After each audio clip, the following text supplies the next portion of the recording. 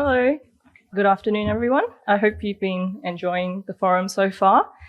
So today I'll be speaking to you about some research that I've been doing on human factors that should be considered in HAZOPs. So before I go into the topic, here's an outline of what I will cover. So I'll start off with a brief kind of introduction to HAZOPs and what human factors are, as well as the importance of considering human factors in HAZOPs. And then I will speak about the different human factors that influence HAZOPs and how we can kind of mitigate these and reduce the influence that they have. So to kick off, I'm sure most of you here know what a HAZOP is, or maybe you've even done a HAZOP before. Just out of curiosity, who has been part of a HAZOP or has first-hand experience in a HAZOP? Yeah, cool. So lots of people. Great. So very briefly, a HAZOP stands for a hazard and operability analysis. And it is a systematic assessment that is commonly used for identifying process hazards.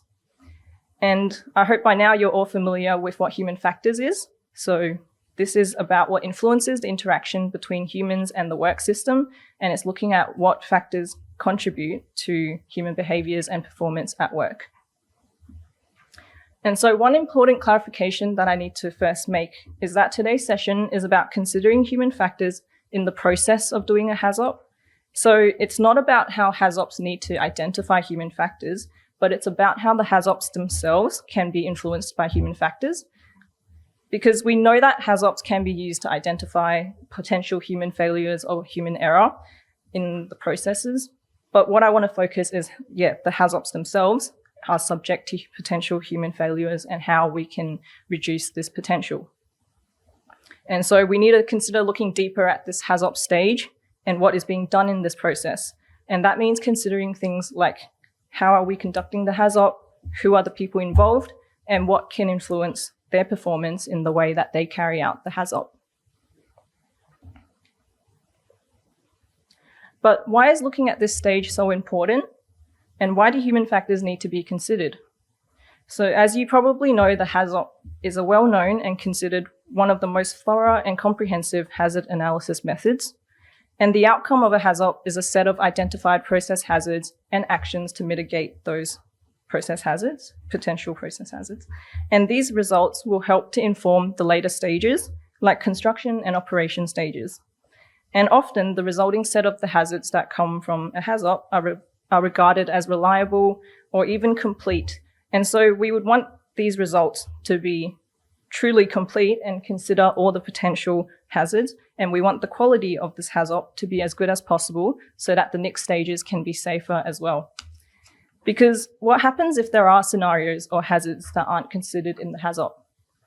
Well, this can lead to the occurrence of incidents, which has potential for very serious consequences. This snapshot is from a paper by the Institution of Chemical Engineers, where they assessed 100 major onshore oil, gas, and petrochemical losses over the period of 1996 and 2015. When looking at the non-mechanical integrity failure losses, it was concluded that 59% of these failures involved the lack of a process hazard analysis or a poor quality in those that were carried out. And 59% is a large proportion, and the paper even highlights these key terms, as you can see. So they've highlighted inadequate process hazard analysis, inadequate quality of hazard identification studies, and HAZOP of safety critical activities is listed as a weakness there. And even at DEMERS, there has been reported incidents in the past where some high potential incidents or major accident events were not considered or identified in earlier HAZOPs. And so I hope that highlights the importance of considering the HAZOP process and finding ways to improve the quality of the analysis so that we don't miss a potential major accident in the future.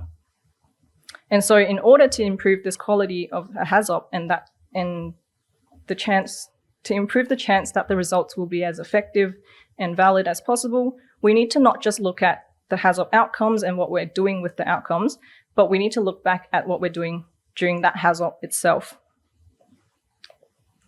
So what does the HAZOP process usually involve? So a structured meeting with a multidisciplinary team. It involves identifying possible deviations from work or potential hazardous events. formulating risk mitigation and controls for those, assigning actions, and then documenting and following up on those actions. And this is just a very, very brief summary, but my point is that a HAZOP is a complex and time-consuming activity, and so that places a lot of demands on the team. And this will increase the chance that errors are made, because when there is that reliance on people to do the analysis, there's that reliance on their human performance. And we know that human factors need to be considered and managed for the best human performance to be produced. Because remember, one of the core human factors principles is even printed on our lanyards, is that variations and mistakes are normal. And so we can't expect people to make no mistakes, but we can understand what factors influence their performance and then mitigate these factors to reduce the negative influence.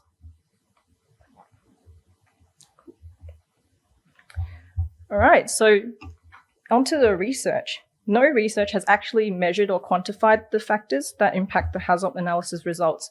So what this means is that we can't say for sure what factors are more or less impactful, but there has been very consistent agreement in the research and from experts and researchers alike about what factors do impact the quality of HAZOPs.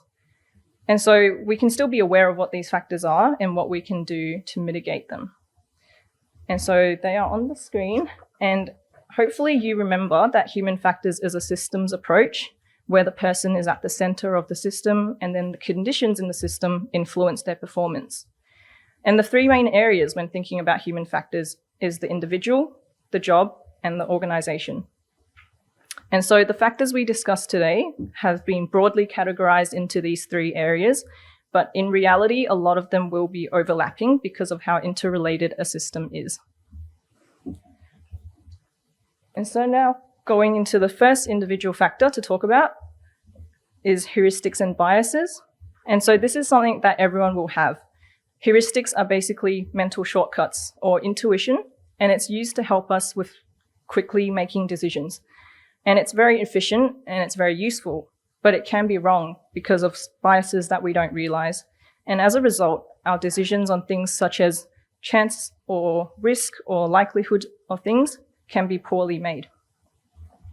And so a good example of this is the availability bias.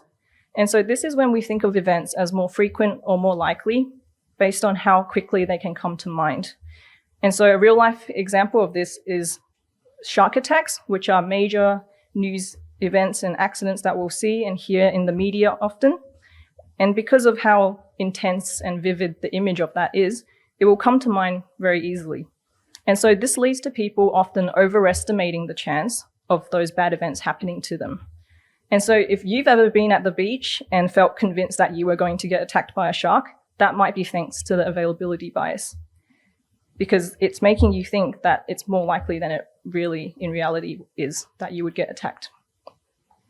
And so although it is beneficial for quick decision making, it will really alter our perception of how likely events might happen, so we need to be careful of this.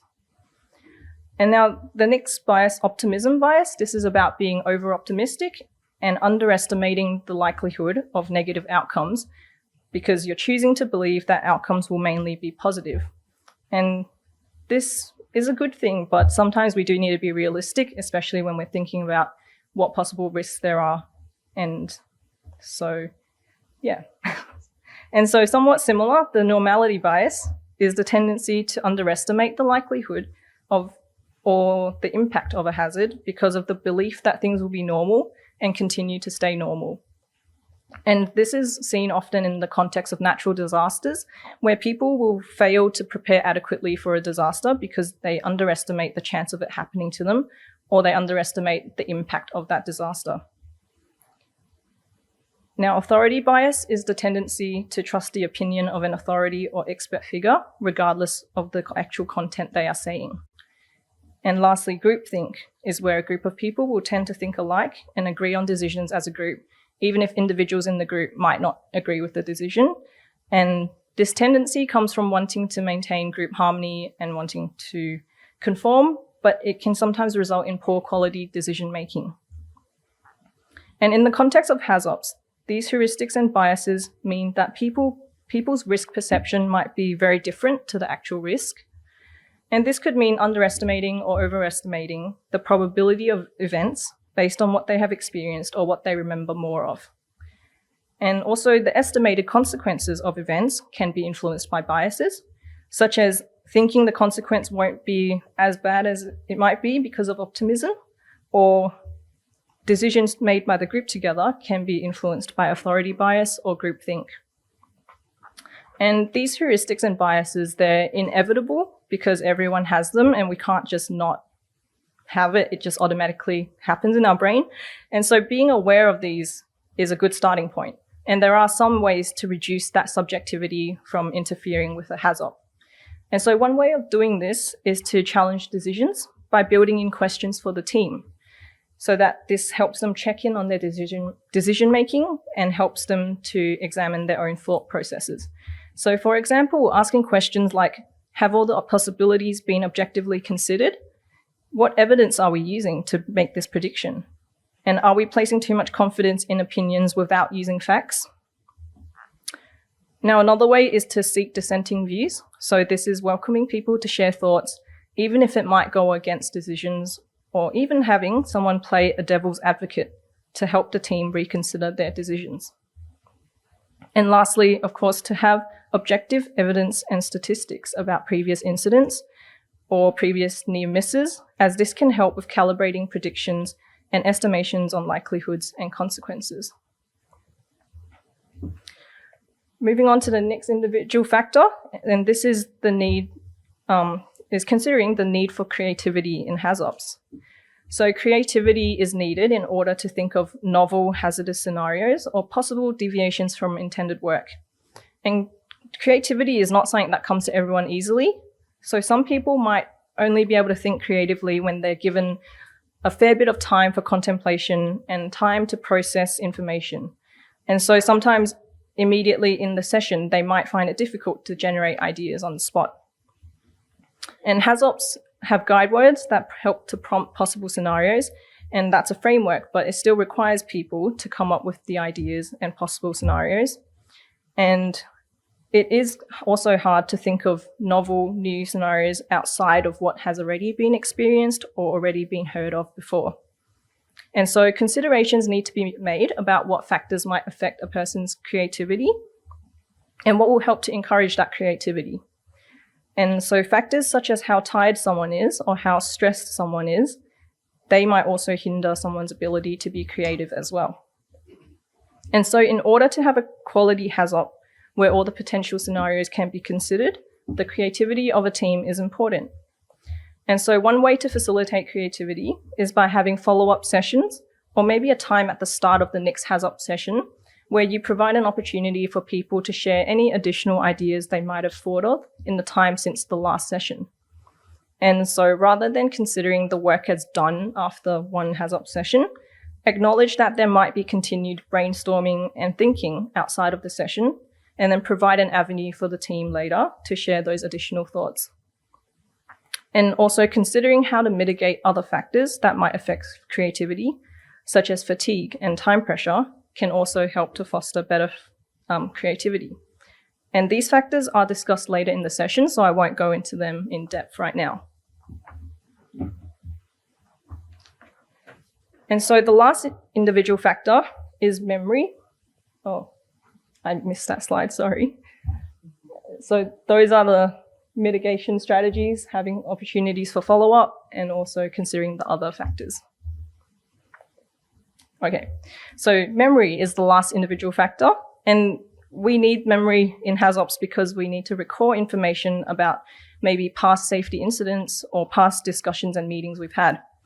For example, someone could be trying to recall a specific event and tell the team what went wrong during that time or what the impact of that incident was. But if their memory was not accurate, then they would be misinforming the team about maybe really crucial details that would make a big difference. And so let's do a little quick activity to prove how good our memories are. Do you all remember the activity that we had at the lunch break, right after the lunch break, where we asked you to identify the human factors in the scenario?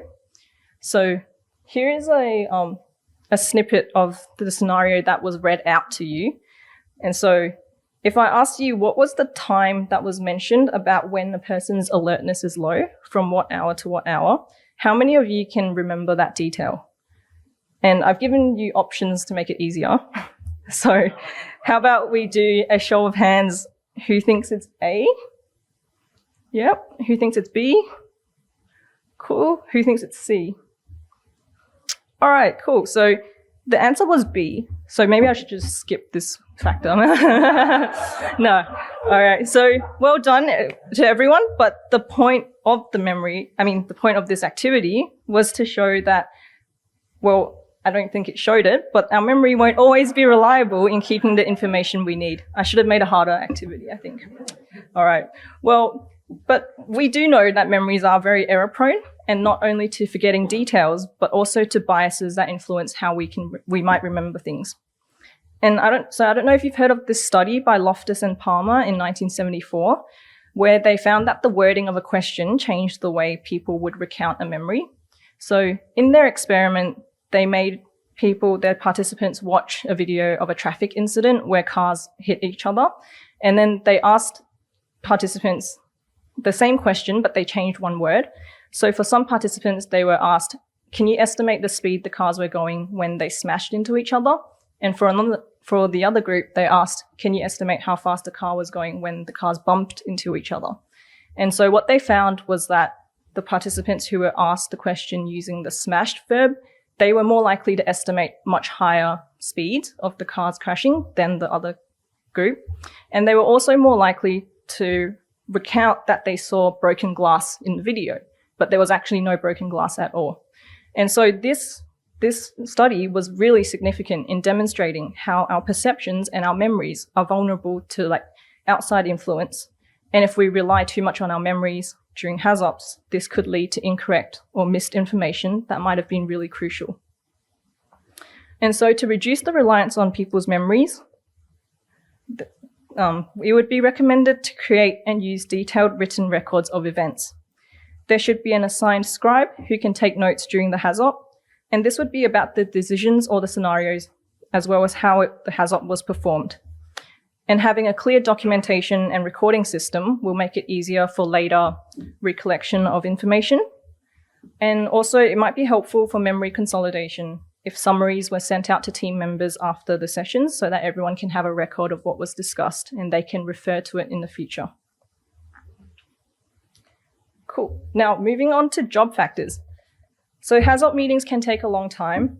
The meetings can be very cognitively demanding and mentally exhausting because of how much technical information needs to be processed. And since a lot of you have had experience with that, I'm sure you can also agree that there is a lot going on in there and that it will be tiring by the end of it. And so this high cognitive load for an extended time can be tiring and will lead to fatigue. And fatigue is not beneficial for any type of work. And so in order to have a good quality HAZOP, we want to make sure the team members are not exhausted and that they feel alert enough to make good decisions. And so to mitigate this high cognitive load, frequent breaks should be provided throughout the session to give the team a time to refresh and take a break from using their brain. It might also mean spreading out meetings over days instead of having a long session on one day that stretches beyond normal work hours. Another way to reduce this cognitive load is to send out information about the HAZOP session in advance so that team members can be prepared for what is going to be talked about. So this might be information on the method of the HAZOP, the ground rules, or even technical details about the system they'll be looking at. And so what this does is that it helps participants have a time to acquaint themselves with that information and be mentally prepared so that on the day when they go in, they don't need to be doing all of that extra information processing on those pieces of information and save more of their brain power for the HAZOP discussions on the day. Now, the next factor is time pressure. So time pressure might be coming from having a limited time to complete the HAZOP session, or it might be from team members having other work tasks on their mind that they need to get done. And feeling this time pressure or stress can interfere with someone's productivity, their decision-making, creativity, like we mentioned before, their motivation, and their mood. If you've ever been in a meeting that was running over time and you had another meeting to get to, I'm sure you can relate to feeling very restless and finding it difficult to focus or think about what was being talked about in your current meeting. And so in short, the performance and the motivation of team members can definitely be impacted by time pressure. To reduce this time pressure, there should be reasonable and sufficient time allocated for the HAZOP so that the team won't feel like they have to rush through and to finish up in a certain time.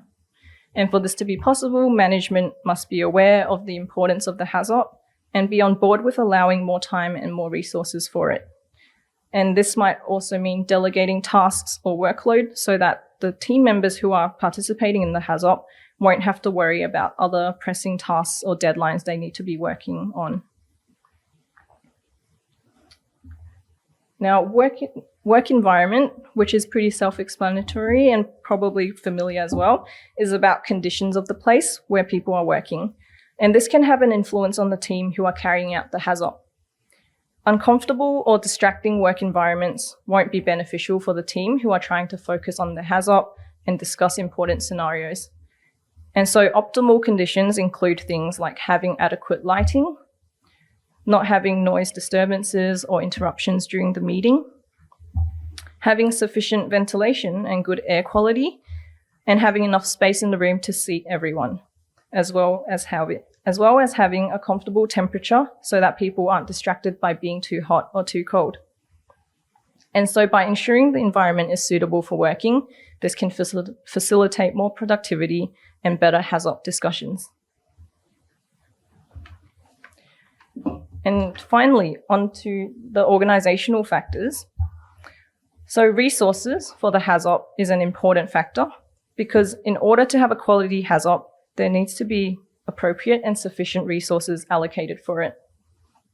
And so what this involves is having qualified team members, such as technical specialists, who have the competency and the experience in various disciplines.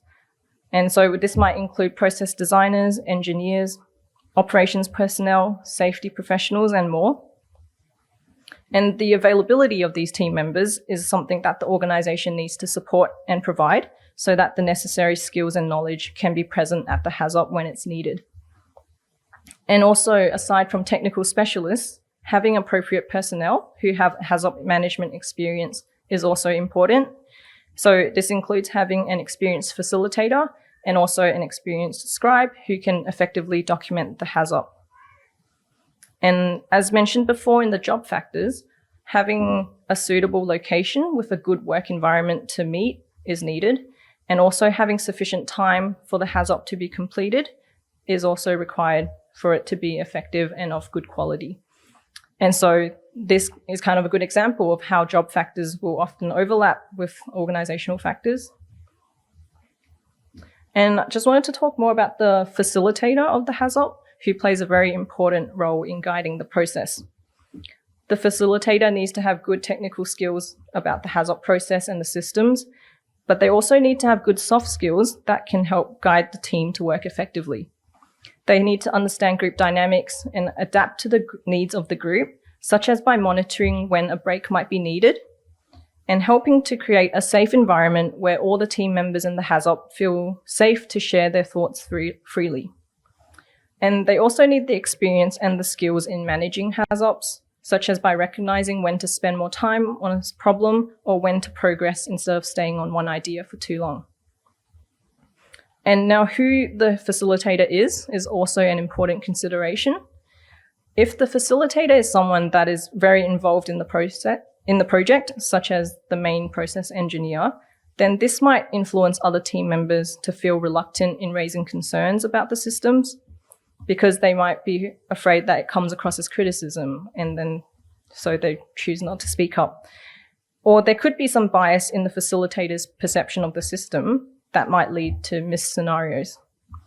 And so it is best for the facilitator to be as impartial as reasonable, and best for the facilitator to be someone with the necessary skill sets for facilitating the sessions, as this will go a long way with making the HAZOP process more effective.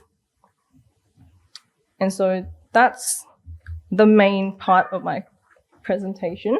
And so Today we covered a lot of factors and considerations for conducting an effective HAZOP, but don't worry if you can't remember all of it, because an information sheet about today's content will be published soon. But maybe you will remember all of it because you have really great memories. But the key takeaways from today's session is that how a HAZOP is conducted can influence the outcomes. And so it's important we start considering the human factors in the process of doing a HAZOP. And secondly, individual, job, and organization factors all have an influence on human performance and has the potential to impact the overall quality of a HAZOP. But remember that these three are interrelated and will influence each other as well.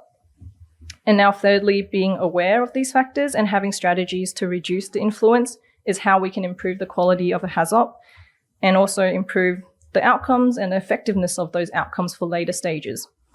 Because as we mentioned at the start, there are very serious consequences that can come from missing scenarios in a HAZOP.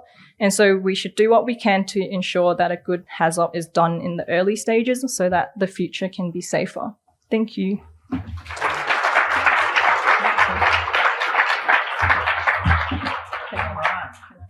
Thank you very much. And look, we've got a couple of questions, as we knew you might get. Great. So the first of those questions is, any thoughts or suggestions on how the HAZOP can be conducted effectively remotely with most members being on Teams? Yeah, I think this was, this is definitely something that's been more and more common as well, especially with more remote work after COVID and everything.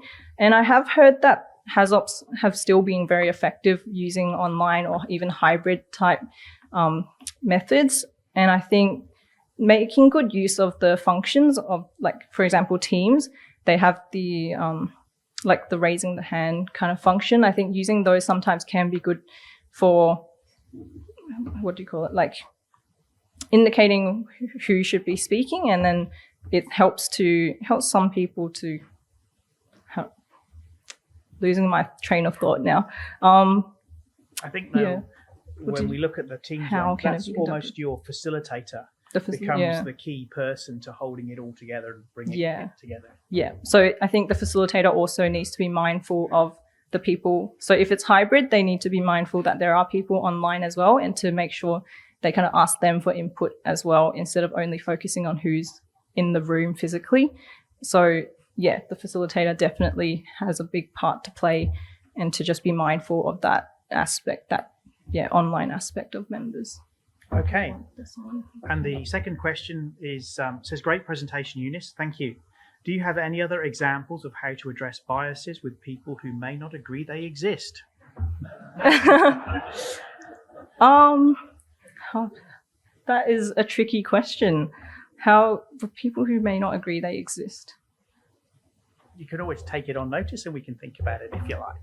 Yeah. Or if anyone has anyone encountered this before? Someone who doesn't agree biases exist? Because that's interesting. Lots of people are there? like that. Yeah. And how have you dealt with that? I've often found that there's a certain mindset of people that don't agree, that they think that they don't have unconscious biases. They think that they don't have any of these traits that we actually all have. For me, it's often bringing it down to very basic things and providing examples that show where those biases do exist. So, for example, you're more likely to have a bias towards a company that you used to work for. That bias can be positive or negative depending on how your experience was with that company. And that's the same with people as well. So that's the sort of thing, that's perhaps a way that you might be able to address those types of things, is to provide examples that people can then relate to and go, oh, actually, maybe I do. Yeah. And we have a question from the floor. Yes, I had a question on us, right? Sorry, people online. Talking about the teams and HAZOPs, I think HAZOPs probably lend themselves to a teams thing because it's very structured and rule-based. Hazards, on the other hand, I don't think work well on teams, and I don't know if anybody's experienced this, but I'm struggling now that we're moving off teams to get people to come in face-to-face to do a hazard. Some people still say, oh, can I dial in? Can you send me the link? It's really hard to do a hazard with people online. If they're not in the room there, I found you can't even read their faces, so you're not aware what's going on. So I think HAZOPs probably aren't affected too much by going on Teams. but hazards are a different beast altogether. Has anybody found that, or? I'm still finding people that say, can you send me a Teams invite for it? And I said, no, you were coming in to the workshop. Another